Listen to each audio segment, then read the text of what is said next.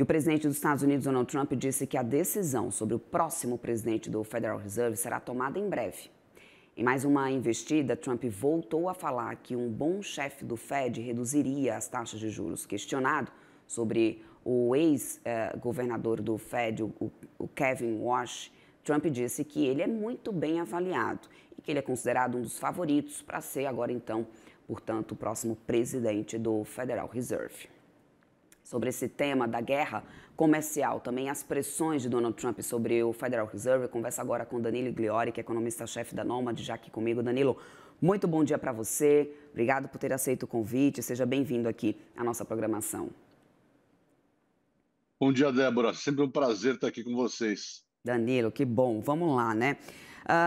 Como que você... Eu quero primeiro começar já falando um pouco sobre esse contexto também de pressão política de Donald Trump, esse que foi um assunto, né, que ele já veio, principalmente depois dos dados da semana passada, né, dos dados econômicos da semana passada. Mais uma vez Trump foi à rede social exercer aquela pressão e crítica, né, ao Federal Reserve, mais precisamente na pessoa do Jerome Powell. Como que você avalia essa pressão, né, que tem sido exercida por Trump no Federal Reserve? Na prática, isso pode realmente comprometer, de alguma forma, essa condução da política monetária do Federal Reserve nesse momento?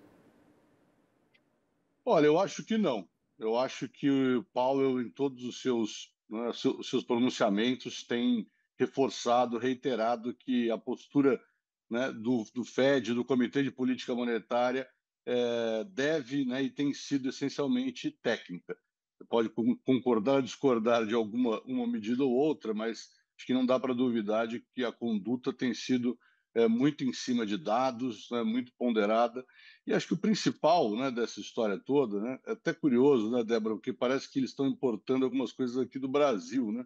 A gente viu o presidente Lula pressionando aí de forma bastante vocal no ano passado, né, taxa de juros aqui, e o presidente Trump está fazendo a mesma coisa, mas eles colocam isso em cima da figura do presidente, né, do Banco Central, e, na verdade, você tem um comitê, né, que avalia e toma decisões. Então, não é só, claro que o presidente tem peso, né, mas essas decisões são colegiadas.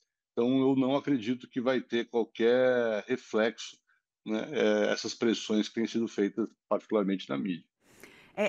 Até para poder a gente amarrar esse assunto aqui do Federal Reserve, Danilo, Trump tem criticado bastante o Fed, chamando, né, o Federal Reserve de atrasado e fazendo comparação em relação a outros bancos centrais. Ele fez isso muito claramente, né, na sexta-feira com o Banco Central Europeu, que já iniciou o corte de juros. Como que você vê essa avaliação? Você concorda com essa comparação que Donald Trump faz nesse momento? O Fed realmente deveria já ter começado a flexibilizar essa política monetária nos Estados Unidos? E tem sentido essa comparação de Donald Trump?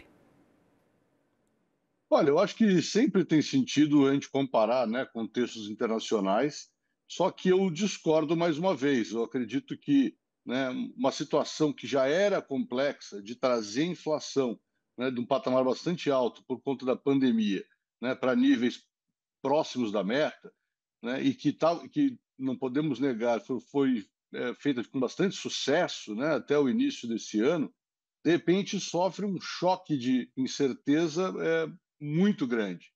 Então, né, o FONC vem colocando em seus comunicados e os participantes, incluindo o presidente Paulo, vem dizendo é que nesse nível de inflação, de incerteza tão grande, né, fica muito difícil antecipar, né, qualquer movimento relevante para o duplo mandato do Federal Reserve, que é preservar emprego e trazer inflação para a meta, né? Neste momento, o que as expectativas, né, de muitos analistas apontam é uma deterioração nas duas frentes, né? Seja um aumento de inflação de um lado, seja uma desaceleração da atividade de outro.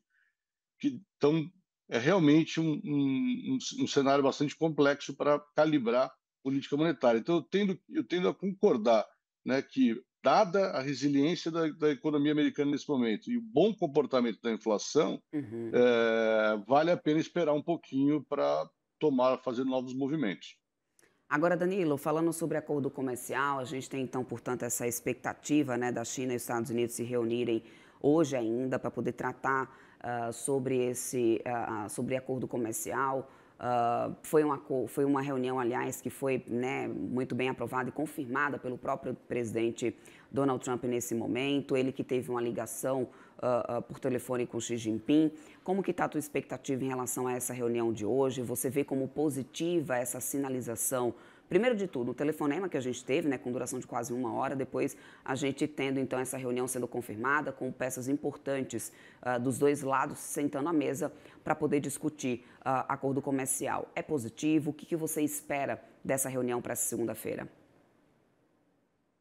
Olha, eu acho que certamente é bastante positivo, né? As duas principais economias do planeta, né? Sentar na mesa para negociar fluxos comerciais e tarifas é bastante relevante, né? Novamente nesse contexto de incerteza, né? Acho que a presença de, né, autoridades do alto escalão dos dois lados e já uma declarada, né, intenção de realizar avanços, aumenta a expectativa de que a gente sairá, né, desse acordo com mudanças bastante positivas em relação aos níveis de tarifas, né? Então, acho que tudo indica que algum progresso vai ser feito.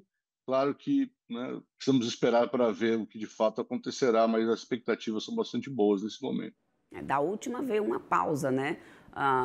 Tarifária, uma trégua dada. Vamos ver então se agora sai algo mais definitivo que não seja somente temporário, né, Danilo? Muito obrigada, É isso então. aí. Muito obrigada, então, Danilo, pela tua participação, teu tempo aqui conosco. Conversamos agora com Danilo Igliori, que é economista-chefe da Nômade. Sempre muito bem-vindo aqui na nossa programação, Danilo. Até uma próxima. Até mais, Débora. Bom dia para vocês e para todos os ouvintes aí da CNN. Obrigada, até mais.